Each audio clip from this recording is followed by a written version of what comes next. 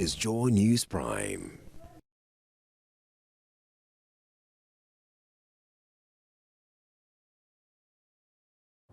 Hello, good evening. Welcome to this edition of Joy News Prime. Coming up tonight, a joint international pre-election assessment body advises Electoral Commission to intensify publicity on electoral process to enhance transparency in its operations.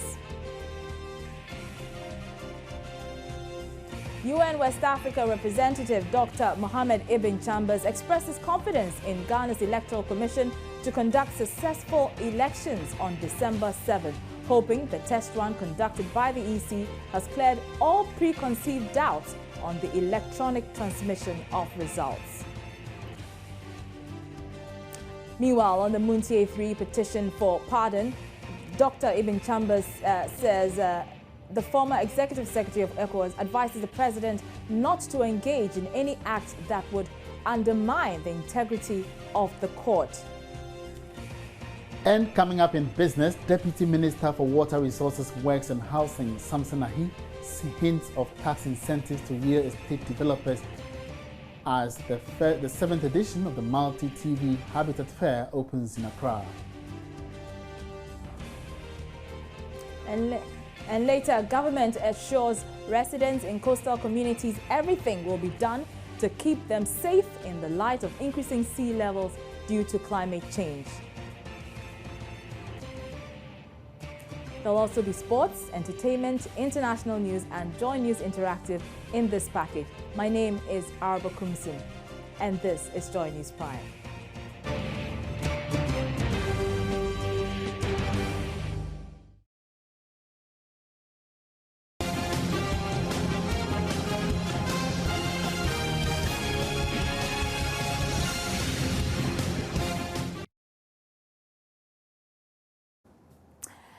Welcome once again. The UN West Africa representative, Dr. Mohamed Ibn Chambers, has expressed confidence in Ghana's Electoral Commission to conduct successful elections come December 7th.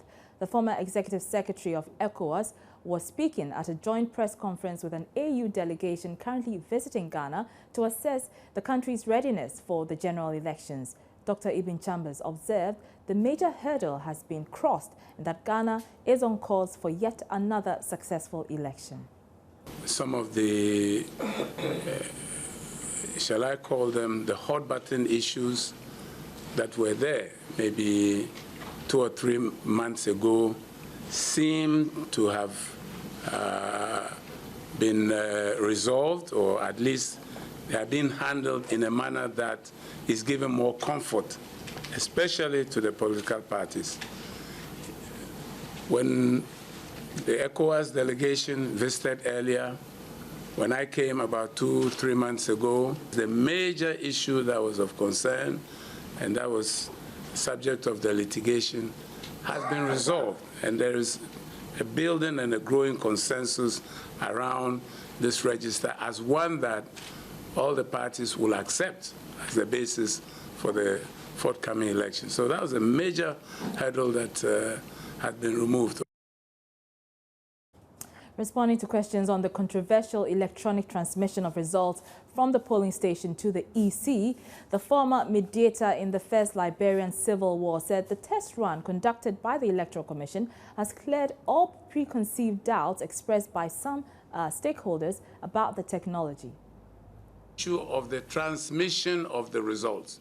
When we met the political parties, they confirmed to us that they participate in that technical presentation and also indicated that this whole process came out of an IPAC discussion in which they were all recommending such a process. So what we urge here is continuing involvement of the political parties as this process is finalized, so that at the end of the day, whatever is agreed is a consensus that everybody can be carried along in the implementation of it.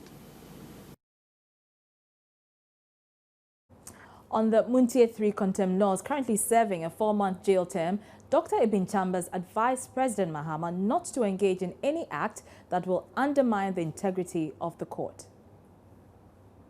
This is an issue that has come before us. And the way we have looked at it, frankly, as a mission, what we want to encourage is the strengthening of our institutions, particularly in an election season, strengthening of institutions which have responsibility to play a role of referee. And that means Electoral Commission, the judiciary. These two institutions deserve the respect of all Ghanaians in order to play their role as arbiters, as referees in this electoral competition.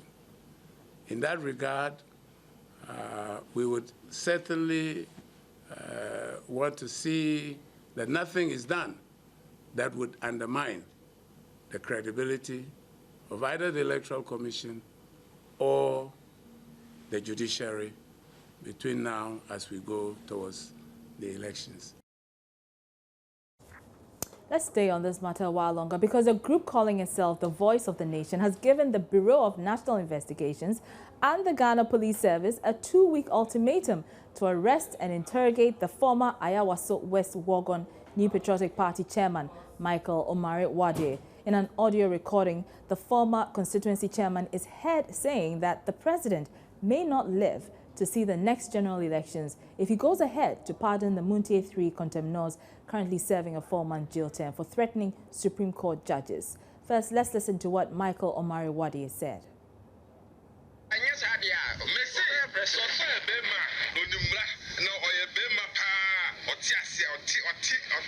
You should go ahead and release it.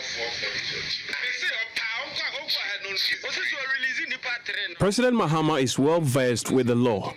So what I'm saying is, if he's daring enough, he should go ahead and release the 3 contaminants. So release December 7th. No, president. If he does that, I bet you he will suffer the same fate as the late President Mills. As a president. Well, the group is calling on the BNI and the police service to call the former constituency chairman of the NPP for questioning.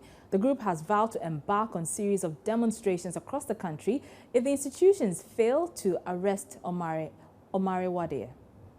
If we go back to the case of Muntie 3, they also premised their threats, so to speak, on condition that should the judges do otherwise, the people of this country will not forgive them, and their houses are known. And that suggested that it was a threat on the lives of the judges, and for that matter, they were called for contempt and handed down a punishment of 4 months imprisonment.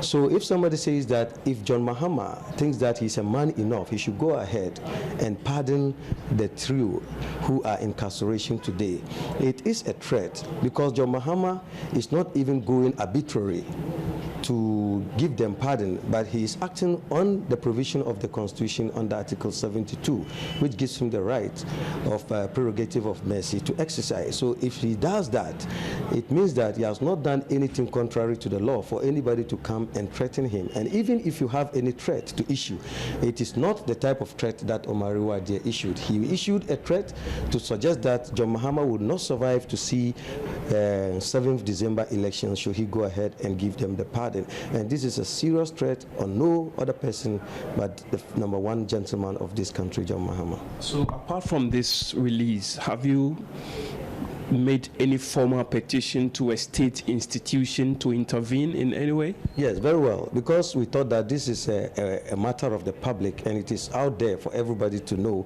We never made a step back to go to the police to lodge a complaint. What we did was that we petitioned the security agents such as the BNI and then the national security to take it up, to invite him for questioning, and if possible, if there is any merit for them to prosecute him, the institute prosecution for him to be brought before the courts. So if what you are pushing for is not heeded to by the state institution, you've petitioned, what will be the next step for Voice of the Nation? Well, the Voice of the Nation will definitely have another line of action, which probably may include demonstration to indicate to the people of the world that we have a state institution which does not seem to execute its responsibilities on fair grounds.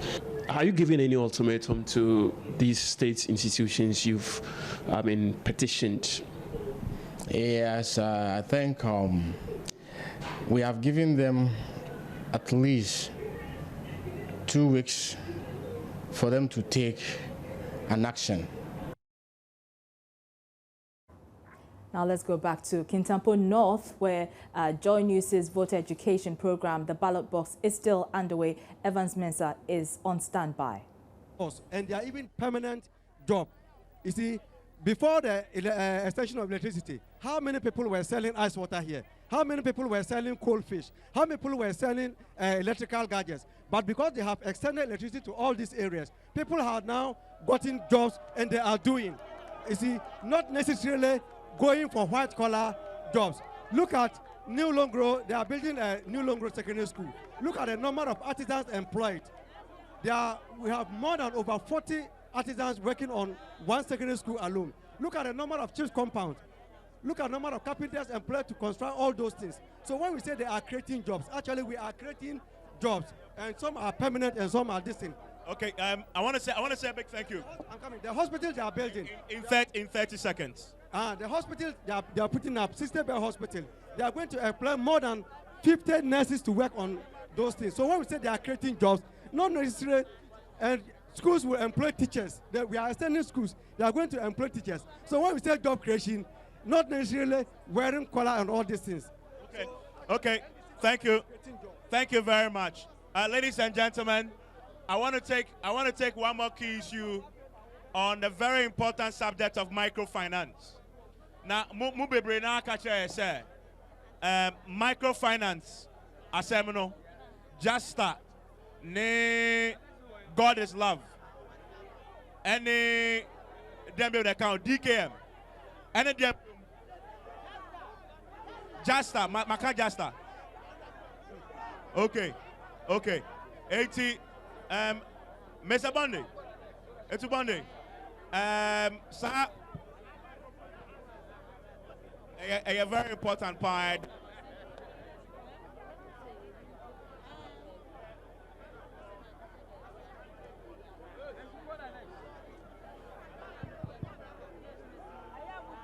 Particular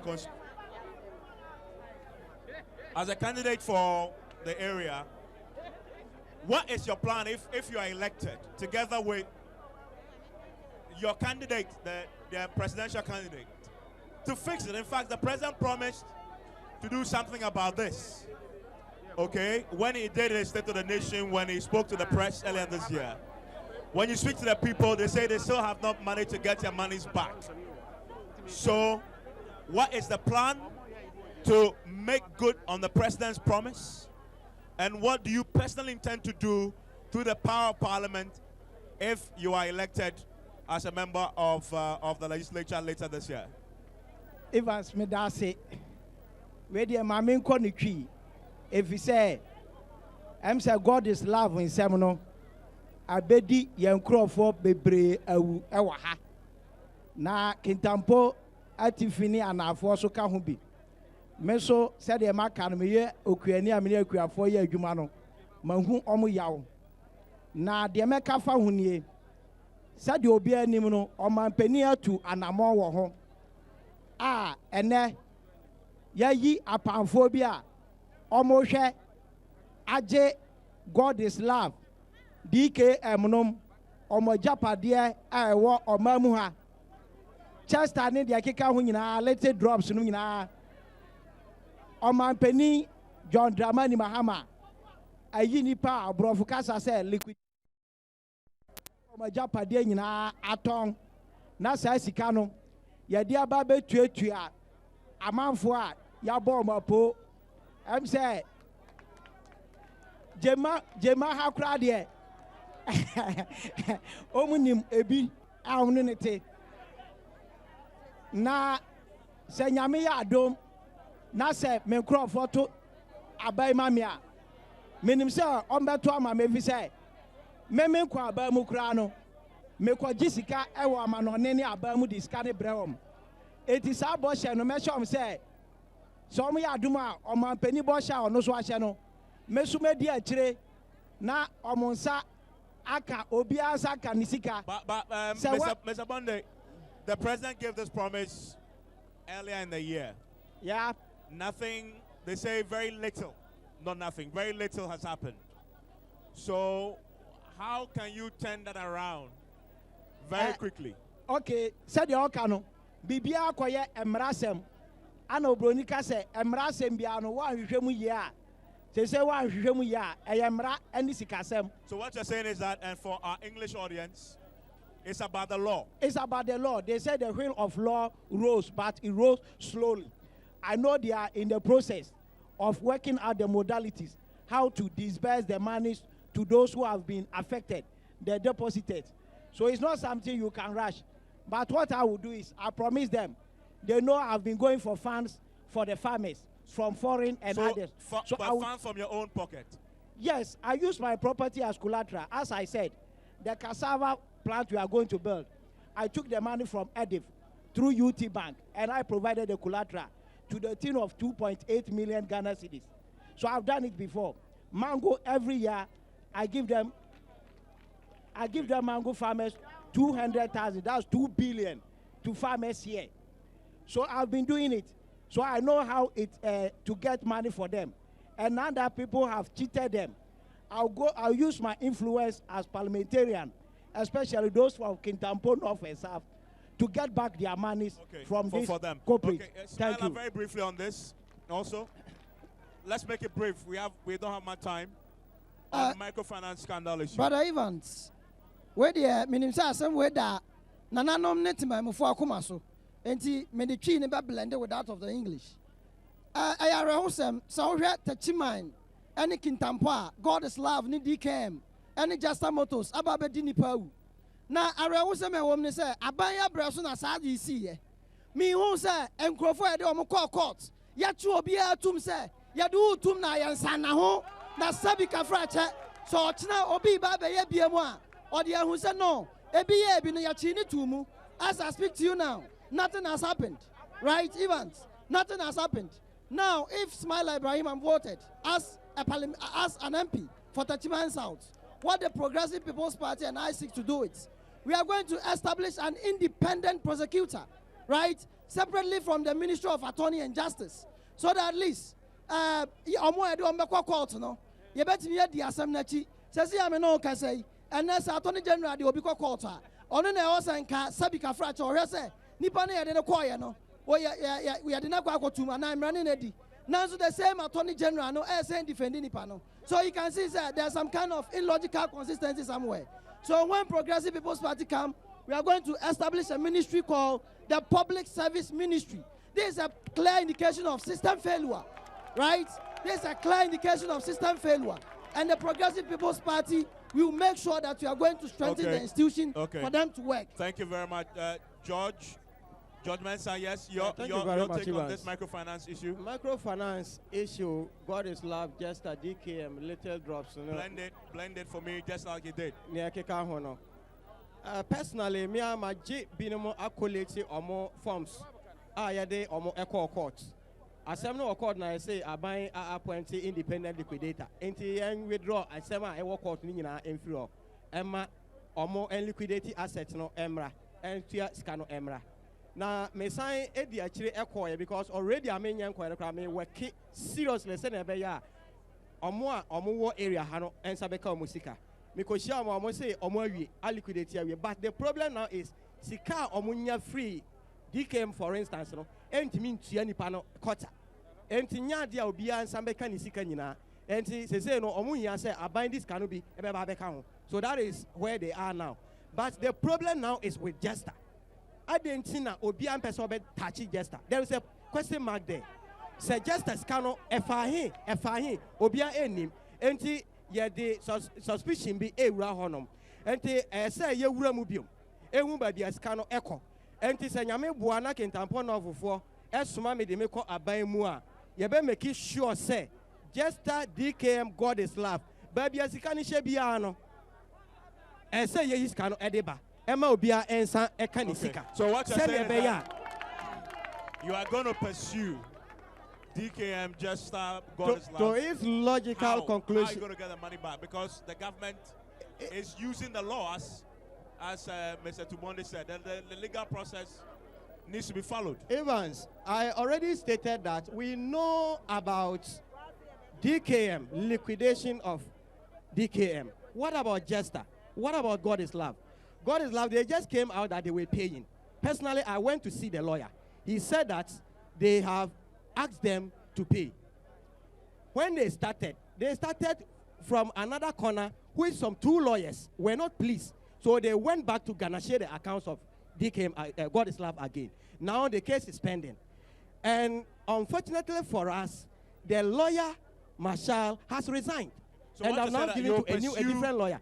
So we are going to pursue. Okay. Yes. And the problem companies that can say just DKM, yes, especially Jester and God is love. Okay. DKM, the Babiadu, no, I say I buy a bum, a top out. And I say you follow up. A amount I say I buy a account. Okay. Send your bay a scanner econo, Obia and Sabecanisika. Now, problem also bay about Bank of Ghana. Let me hear Victor Mwako on this. Evans. Victor Mwako with the PPP. Thank you. I think this is a clear manifestation of the failure of the Bank of Ghana to do proper regulation of banks and non-bank institutions in the country. I would want to recommend that Bank of Ghana extends its supervisory roles or establish sub-offices, in our districts to make sure that they get closer to our financial institutions. Okay, and to say, Bank of Ghana, our district has it. The Bank of Ghana in Key, what do you want them to do? The Empress Bank of Ghana for and they say, instead of say what regional capitals now one need an MC for our districts no munti. Microfinance ni savings and loans companies ni chese companies are our daily in scano. And ya Bank of Ghana etmidi wa chibebre. Enti ya hube here say Bank of Ghana ebe establish sub offices in all our districts. Said the Bayer, there was district office of Bank of Ghana, and now an Amsifua, Wawayan districts are on the financial institutions are away in Patamuno. Now, Boa are regulating on operations. Already liquidation process Bank of Ghana, maybe be some who say, Adenti, another, Bank of Ghana didn't say Atu, DKM, any other financial companies, no so. No one Japadiano, a good Sisio. Sisi no say cars are hodwa Bank of Ghana didn't start to swarno. Cars CCC who are young spark young heat engines. A Japadia say and consider buying na liquidation process way a beko through. Yan answer him say a liquidated company. A son say a Nibra ba ye to company na Japadianti and ya dia sika benya free liquidation process no mono. You bet me at Japadiano, our price as a ton. Okay. Said it here be a value no ebeko form. Wrap it up. And going forward, no, media mesre, sir, investors, and Musa on Sabeka on Sikano. As I said, Bank of Ghana did Masono, no matter nani, microfinance financial institutions. Okay. So you want the Bank of Ghana to take the lead in getting the money for the people. Yes. That's your main thing. Now, I want to give a final word to the Municipal Chief Executive of the DC acting for Kintampo South to take some time and address this matter for me. First of all, why is it that the monies have still not been recovered? Do you know? Yeah, Evans, thank you very much for the question. Like I mentioned earlier on, I think when it started, I personally took interest in the whole issue and then educated my people. As a former banker, like I mentioned to you, but people joined them and then deposited their monies and then we've gotten to this far. But I think that we should disassociate politics from the whole issue because this does not affect only NDC. It affects NDC people, it affects MPP people, affects CPP and all the other people. So we should disassociate ourselves from the political angle. So we should leave everything in the hands of the statutory bodies to handle the issues. That is the Bank of Ghana, and then we should allow the legal system to also take its due course. Jumping from that angle, I think that I'll assure the good people of Jema. I don't know whether the mic is working. It's working. Yeah. I want to take this opportunity to assure the good people of Jema, that is Kintampo South. Yeah, the president appointed a DCE for them, but the assembly voted. He couldn't secure the needed two-thirds majority to go through. So the government is doing all possible best to renominate him, and then we find a suitable date, and then maybe he will be confirmed, so that Kintampo South will have its own DCE, because I am the MCE for the municipal. For the time being, it is the regional minister who is supposed to superintend over the Kintampo South. But because of the distance from Sunyani to Jema, he has asked that I take temporary responsibilities of this area. So that is that for the DCE issue for Kintampo South. You could see that is why some people were making the noise. They are looking for their own DCE.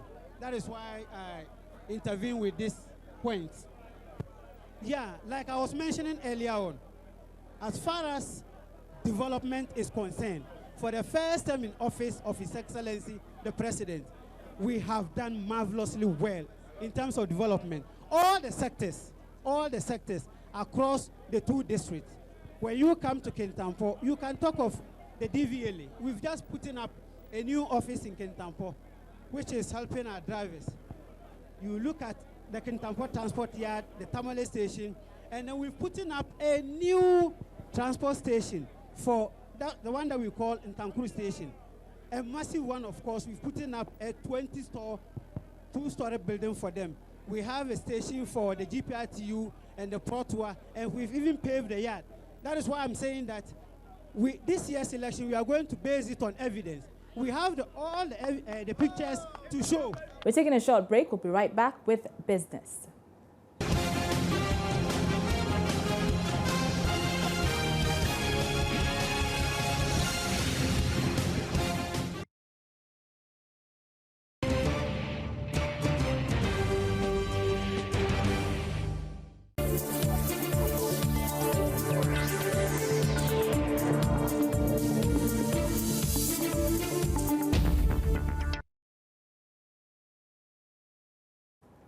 You're welcome back to Joy News Prime. I'm Arba Kumsin. Joining me now with business is Emmanuel Abuaje Riafe. Emmanuel, yes. Hi. Hi, Arba. How are you? I'm very good, thank you. Thankful that it's the weekend and we can go and relax a little. But exactly. I know that the multi-TV Habitat Fair is ongoing. Started today. Exactly. The 7th edition opened officially today. I understand that, you know, the real estate people are offering a lot of options for prospective homeowners. For all stakeholders of the building industry. Absolutely. And if you're yet to get your house, I think you better go there because there are mouth-watering offers for your taking. I think I need to get there. Yes, you need to go. Give us the details. Thank you very much, and thanks for joining me on business. Deputy Minister for Water Resources, Works and Housing, Samson Ahi, has hinted of tax incentives to some real estate developers that venture into affordable housing construction. He said this is part of measures towards government's provision of affordable housing to Ghanaians. Samson Ahi was speaking at the launch of this year's edition of the Multi-TV Habitat Fair, which opened at the Accra International Conference Center. Sheila Tamaklo was there. Housing is one of the 3 basic necessities of life. Yet, possessing a house or a land to begin with appears to be a huge achievement for many. The Habitat Fair, however, seeks to change this, at least for individuals who would be at the event. Participating real estate companies are poised to make this a reality. One of them is Elegant Homes and General Construction. How exactly? Let's hear the Executive Director, Dorothy Kwashi.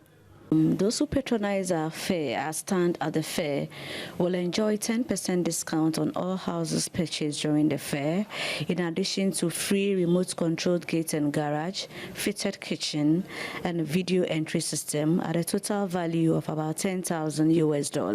We are expecting a lot of people to visit our stand. We are also expecting to generate more leads compared to what we did in the previous ones.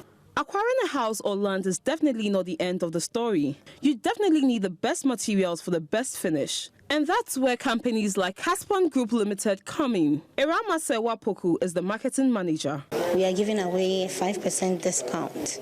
Yeah, I'd say 5% discount to everybody who comes to our stand at the fair and picks up this flyer. Give out 5% discount. Marbles and granites were not well known. Even though some people knew about it, others didn't know. So we decided to take part in this fair to expose granite and marble to everybody, not only the high class, but to everybody.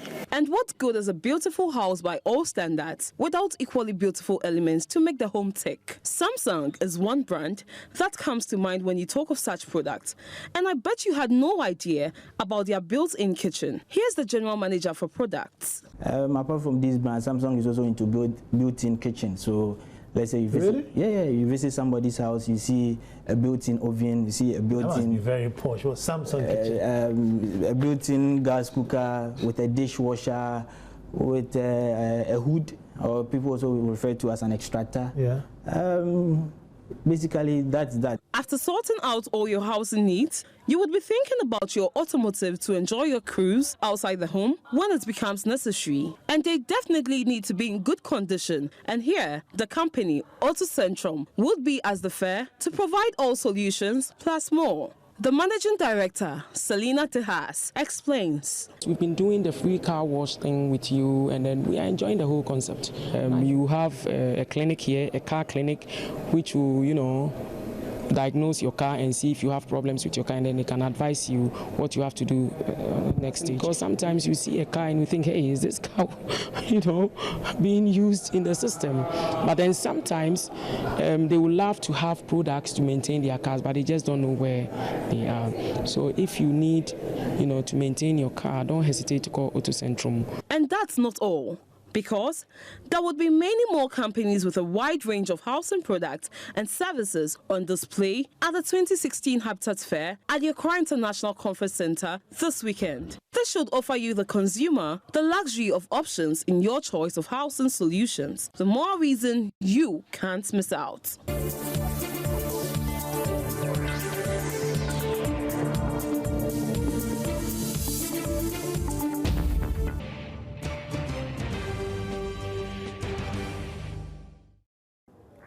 You're welcome back to Joy News Prime. Now, a joint international pre-election assessment body has advised the Electoral Commission to intensify publicity on the electoral process to enhance transparency in its operations. The team said this during a news conference to share the preliminary results of its pre-election assessment Friday.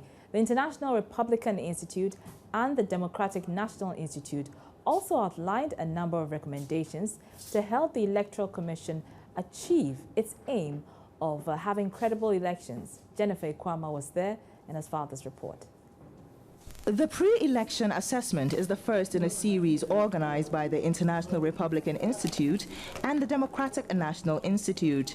The team, headed by the former U.S. Assistant Secretary of State for African Affairs, Ambassador retired Johnny Carson, advised the EC to intensify publicity on the electoral process to enhance transparency in its operations. The EC should continue to enhance transparency and confidence in the electoral process by expanding and intensifying its engagement through active consultation with stakeholders and public outreach with voters in urban and rural settings in partnership with civil society organizations and the media. New measures adopted by the EC, such as the proposed electronic transmission of results from polling units, should be fully explained to political parties and voters, and transparency measures should be provided to avoid suspicions or misunderstanding. Senior advisor for the Africa Economic Development Policy Initiative, Obi Ezekwesili, suggested more could be done to improve communications between the EC and members of the Inter-Party Advisory Committee to make it more effective. Some of the basic steps that are being taken on the matters of the judicial outcomes and the way that the EC has been implementing them. There just needs to be more conversation, more dialogue, more openness on the steps that are taken, because these are concrete steps and measures that are being taken. The more that this can be done, the more that this can be owned jointly, the better it would enhance the credibility of the process. For the institution to completely be above board and to transparently convey what it is doing, so that no matter what, it would be clear that it has taken global standard level actions to douse any kind of possibilities that it could be accused objectively of lacking credibility. The assessment captured input from major stakeholders, including the EC, security services, civil society organizations, and politicians. Now, World Vision Ghana is targeting some 20,000 young people with employment, assistance and opportunities by getting them signed on to its platform, Tiza.work, through its Youth Spark project. The platform, set up in March this year, is aimed primarily at offering opportunities to young people in different fields. Director of Operations at World Vision Ghana, Sagame Thiao, said the initiative was born out of the organization's drive to address the growing unemployment situation in the country. Important step is how to prepare yourself to be employed, or either to create your own business and to employ yourself and to employ your peer. That's why World Vision associated with Microsoft to implement this project, Youth Spark, that is basically seeking to facilitate the access to employability and entrepreneurship skills to something like 20,000 young people through the Tiza Works platform, where once the young people register to the platform, they can receive mentorship services, they can receive also job adverts. Project coordinator of the Youth Spark project, Christian Evaji, explained Tiza.work will offer young people job opportunities which could stem the unemployment trend. The Tiza work is where the youth have access to online learning materials. Okay, so you go there, you log on, you have access to virtual interviews that you can watch and view the various likely interview questions and appropriate answers to give. Apart from that, we also have information or materials on CV writing, because these are the issues that sometimes affect people's chances when it comes to employability. And then when there are job opportunities too, if they frequent the pages, they will be able to see the new input that we put there. The platform currently has about 230 subscribers who are being provided with job skills. Speaking at the event to commemorate International Youth Day, broadcaster Bernard Avlet challenged the youth to strive to be entrepreneurial rather than consume themselves with employment. There are some young people I know who are doing some very great things. I know young people who are volunteering, who are doing lots of community work, who are more interested in their environment and are doing cleanups and stuff. And they are not enough. There are other young people too who are still doing the things we used to do, frivolous, just enjoying themselves. But I feel that as we highlight the positive work of the good examples, as we highlight the positive work of those who are making a difference in music or through the media or whatever, I think more young people will see that there's a lot more they can do to harness their potential. August 12 every year is International Youth Day to draw global attention to issues of the youth. This year's commemoration was on the theme, The Road to 2030, Eradicating Poverty and Achieving Sustainable Consumption and Production. We're taking a short break. International news is up next.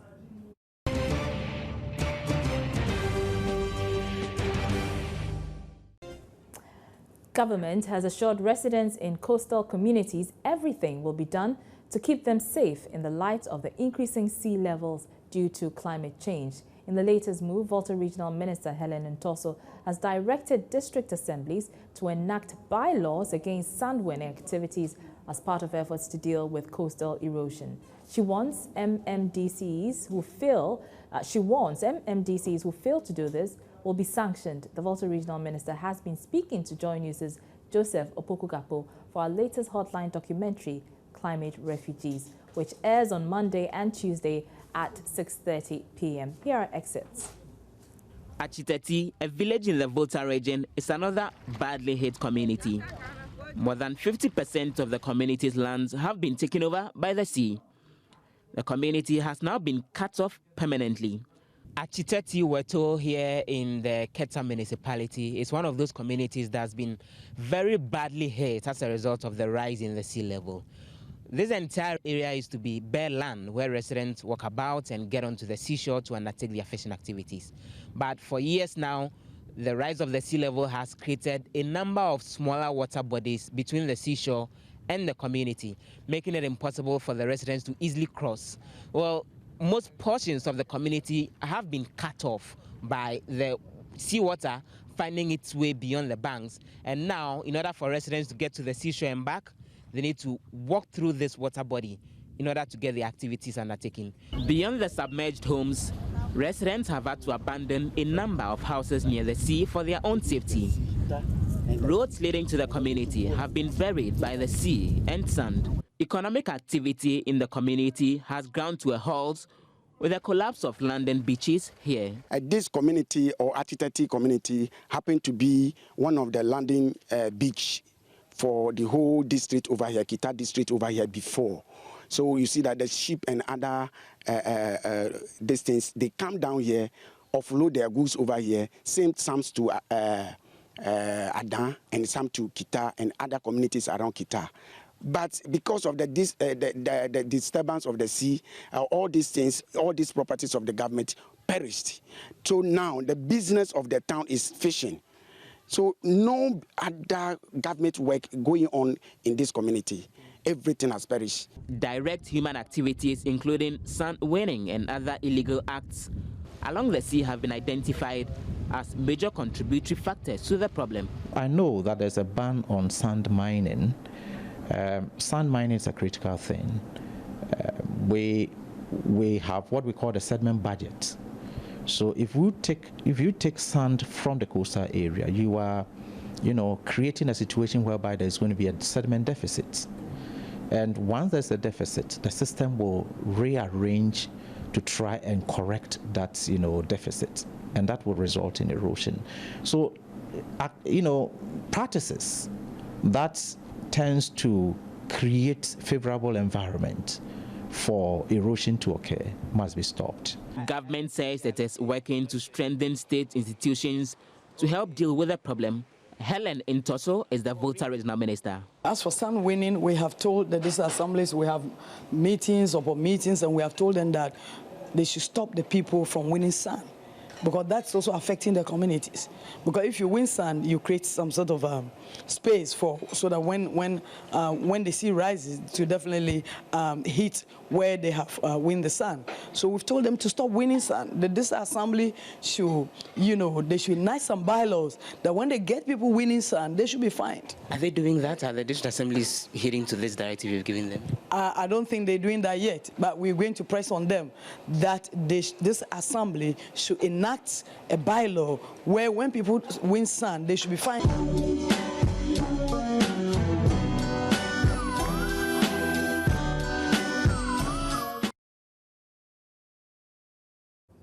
So it's time for entertainment now, and guess who's in the house?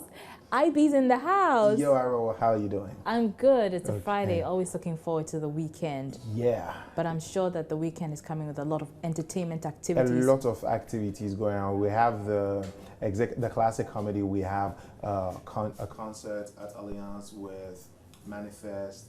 In fact, it's really packed. We have Emanuela's. Oh, Manifest is back in the country. Yeah, Manifest is back in the country. Oh, I see. Yes. So things have simmered after that. Probably tomorrow. Food.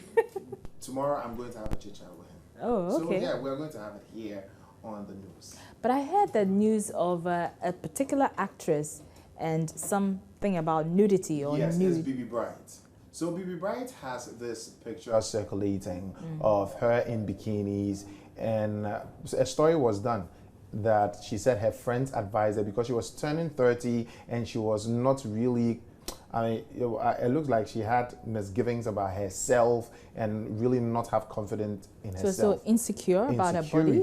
Yes, about her body and the fact that she's turning 30 and she's not done anything. So her PR advised her that no, you have a kid, you have a successful career, you have a nice body.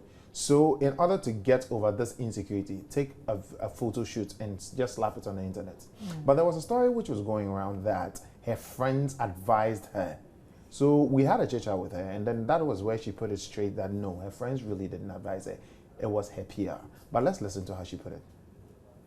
First of all, I've never been to Live FM. I learned they said it was from the Delay Show. And then if you watch the Delay Show, I said my PR. The first time I actually addressed this issue was at East FM, and I told them my PR. I never ever said friend. It's quite some way to make such a flimsy excuse that friends convinced me to do this photo shoot to stay relevant. First of all, my friends are even in the industry. And when I say my PR, it's the whole team. I never said friends, I said PR.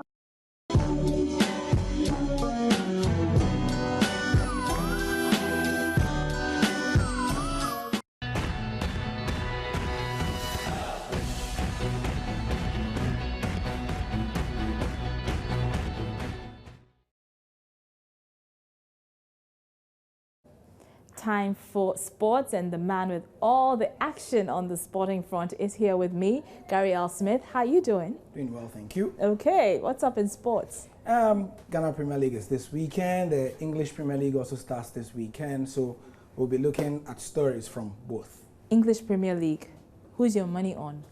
To win? Yes. It will be the biggest mistake. I'd rather not predict. All right, it's too open. Take it away. Right. So thank you for joining us for the Sport on Prime. Hi, I'm Gary L. Smith, and Ghana Premier League returns. We have 7 matches to go. Hearts of Oak are in contention, but they are slipping, aren't they? Or are they? Hearts winger Thomas Abe gives us his thoughts on what he thinks the title will bring at the end of the season. Hands down. No two ways about that. Underrating the other teams? No, I don't care whether they care or not. I don't care. We are on course to win the league. We are winning the league hands down. The remaining 7 matches. You are showing the supporters? I'm sure, and I'm showing them. They should come in on us. They should forget about what happened in Hoffa. We should put that thing aside and just focus on the 7 matches left. We have home game 4 matches and away 3. So if you focus on Saturday and take 1, I think it will help us to move on.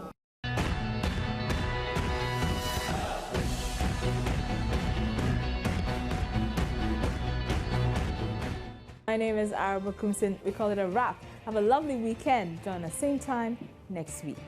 Good night.